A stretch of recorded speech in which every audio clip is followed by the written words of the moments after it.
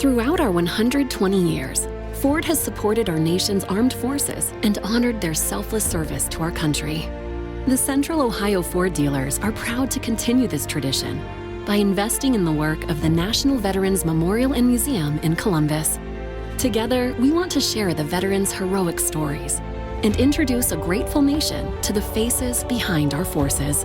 Please join us monthly to hear inspiring educational stories from our veterans who have gone above and beyond their call to defend freedom around the world.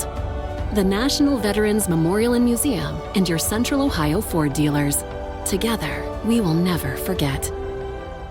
Hello, everyone. This is our inspired story of service for October.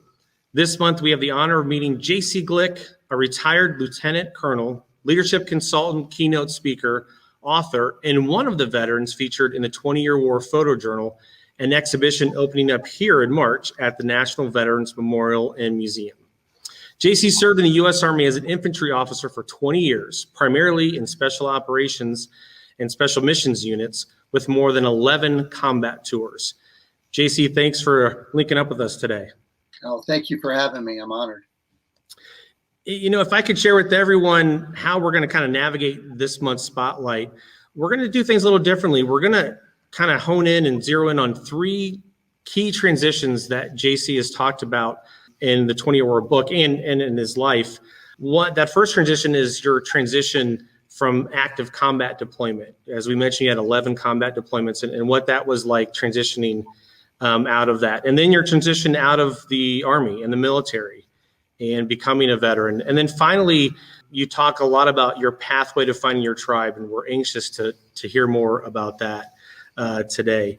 So what was that like being in 11 combat deployments and then transitioning out of that active part of your military? The combat deployments, quite honestly, even as I look back, were probably one of the highlights of my life. It's such focus of purpose.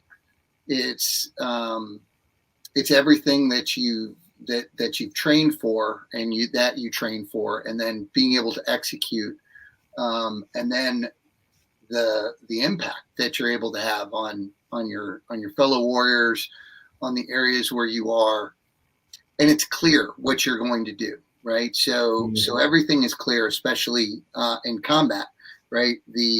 Even when the enemy is not always well defined, it's clear that you're looking for the enemy, right? It's clear that you're trying, the intent is clear of trying to make, whether it's Iraq or Afghanistan, a better place for the Iraqis and the Afghanis, or following, national security policy.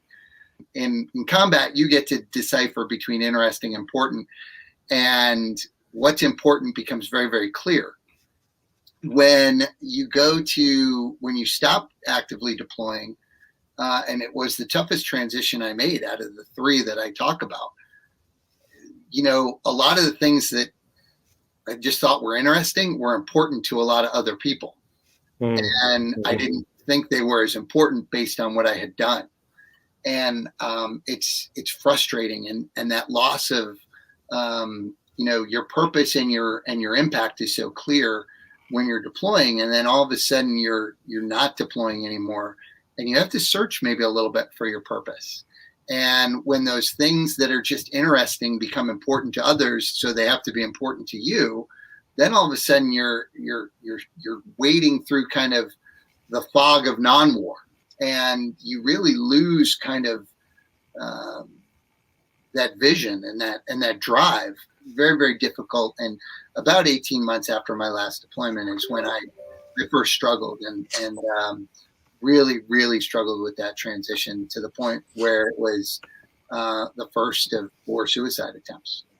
We talk about part 2 and that transition out of the military. And as you mentioned, you had 4 suicide attempts, and you're very open about that. And how was that next step for you, knowing that, you're no longer in combat deployments, and now you're getting ready to leave the military for good? So quite honestly, that might have been my easiest transition, because I really prepared for it. I knew that, my military career was going to end. So I prepared, 2 years out, and I started looking at what I was going to do, going into leadership consulting, and I was able to get an offer immediately. I mean, the day I came off active duty, I immediately went into an organization as a partner in a company. I already had a number of clients at a high level, from, professional sports teams to Fortune 100 companies. Right. That might have been the easiest transition because it was new, it was exciting, and I felt like I was maybe a little bit better because I was getting rid of some of the baggage of kind of the non-combat army, right? The less mission-focused army, or an army that maybe I wasn't as comfortable in. And I was going into something new, and there was excitement in that. There was certainly risk, but I felt very well prepared. And it took me about 3 years of that transition to go, oh, wow, I don't know what I don't know, and I'm very alone. And that then brings me into my third transition. So I would say the second transition, taking off the uniform, that was getting used to, not being an officer in the military anymore. That was getting used to, integrating with a civilian population. And quite honestly, that was even easy because I was still making a lot of, from consulting, I was still using a lot of my military experience to bring to the civilian world. So it wasn't until, again, about 3 years into it that I went, oh my gosh, I really don't understand the civilian world. I'm not sure that I've integrated correctly. I've really ridden the coattails of what I used to do. And what am I now? And who am I now? And I was very, very lonely, right? I wasn't, for the first time in my life, I wasn't part of something bigger than myself.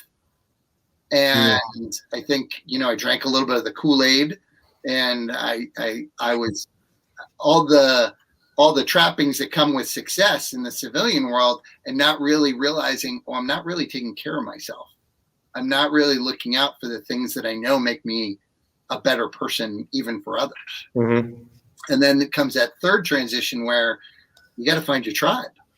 You got to find, because your tribe is given to you in the military, right? Whether it's Rangers or the Asymmetric Warfare Group or the Tomahawks, right? I was always in a tribe, and I was placed in that tribe, and that became my tribe.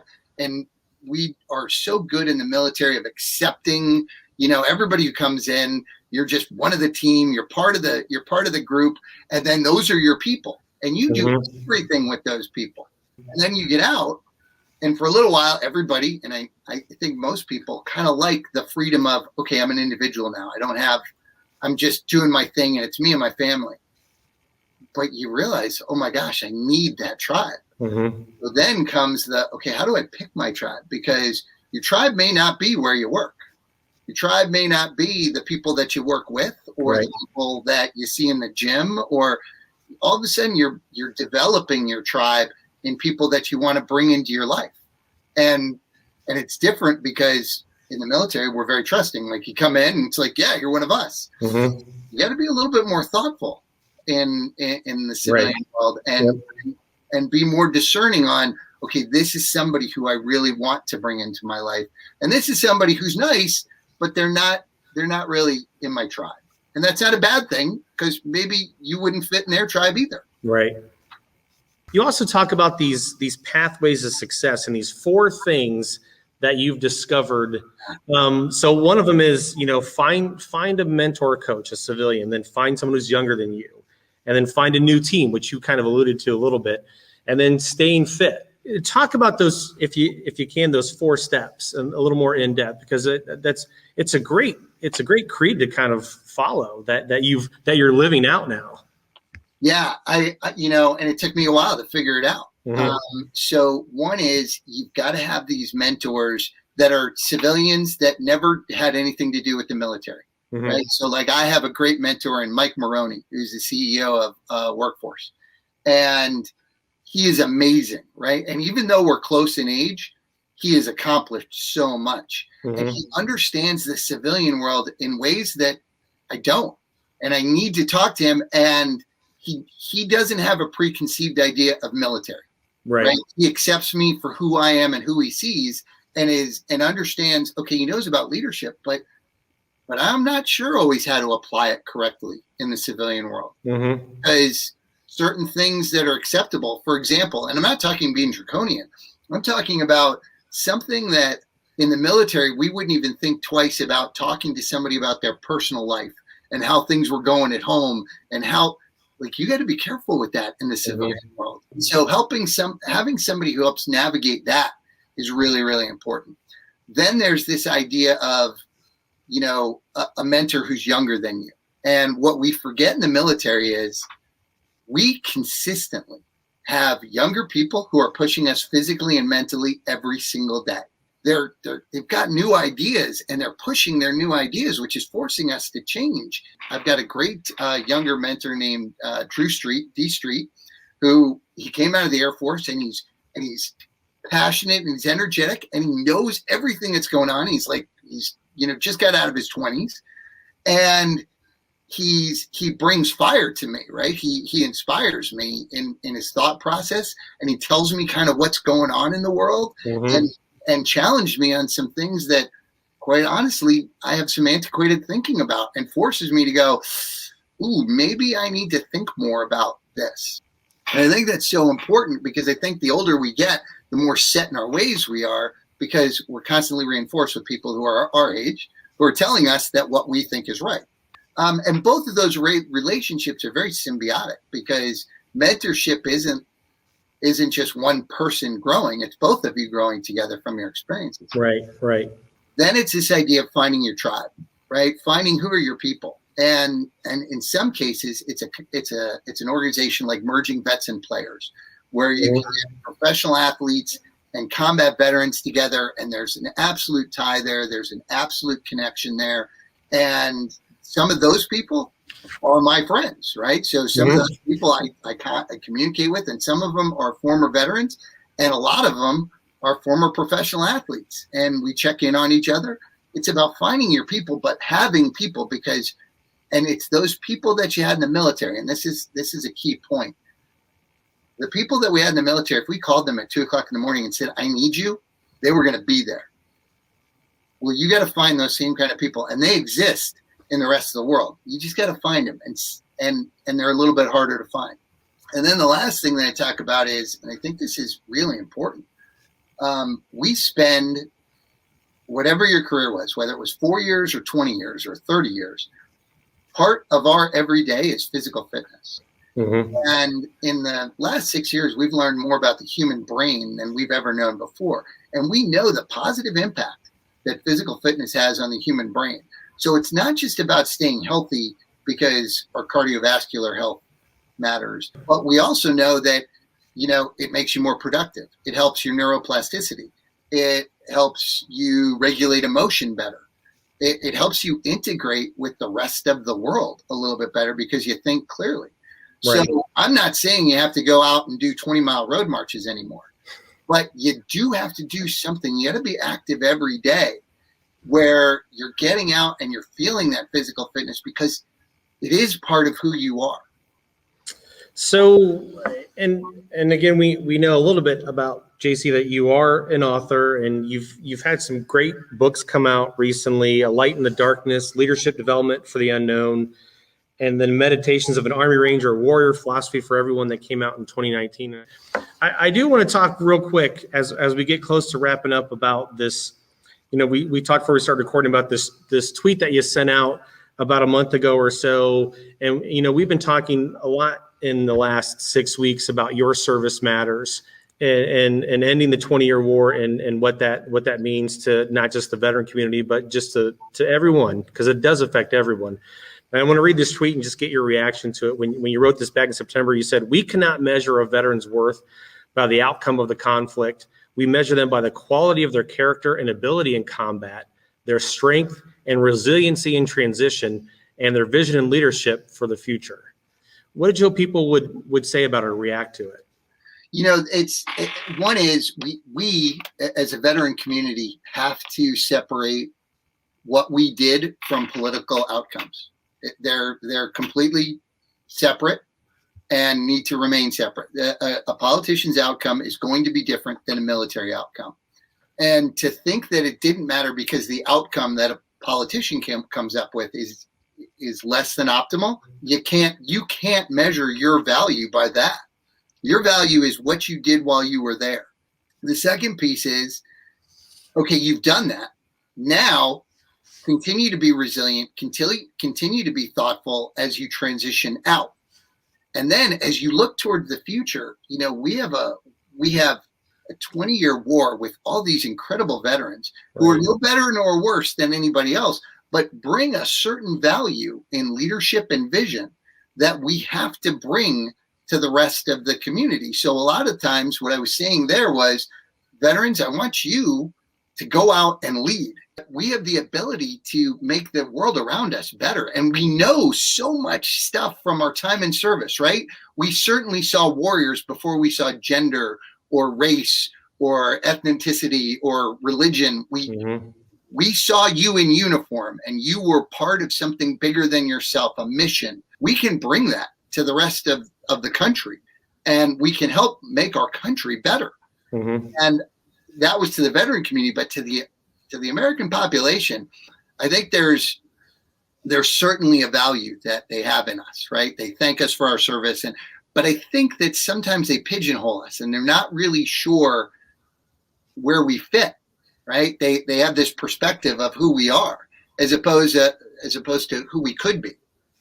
And I think that you see incredible veterans doing incredible things all the time. We need more of that, but we need the community to see us for more than just former military folks, which they have their own perspective of whether it's draconian or, it's regimented and it's obedient. And it's a bunch of people who are really good in complex environments, solving complex problems and leading and understanding values and culture and the importance of them. And there's a lot to offer there. So on both sides, it's about, one, veterans, don't be afraid to integrate into the community to a point where you can help lead the community, and community, help your veterans integrate, because this can't be one-sided, like, well, we're going to integrate. This has to be a symbiotic relationship where we're pushing to integrate and they're accepting our integration and learning about us, not pigeonholing us.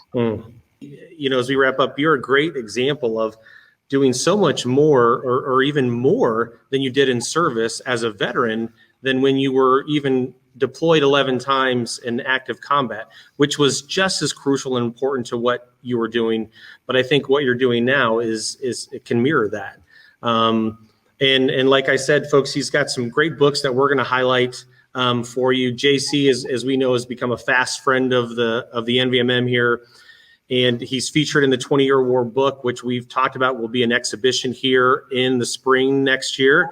So you'll get to see his face in that exhibition. But I suspect there's a lot more to come from JC and the NVMM here as we grow together. But again, JC, thanks for your time today in doing our Inspired Story of Service for this month. And it really is inspiring to know that you have such a positive attitude about making things simple for everyone. I mean, your 4 steps, your 4 pathways it's a great kind of creed to go by. And again, for all these stories and other inspiring stories of service, and of course, our story spotlights, visit our museum website at nationalvmm.org. And to hear more about JC Glick, you can go to our website anytime. And again, he'll be featured in our 20-Year War exhibition coming this spring. But again, we're fast friends, so we'll be talking a lot more with JC Glick in the future. JC, thanks for being with us today. Thank you. Thank you again. I really appreciate it.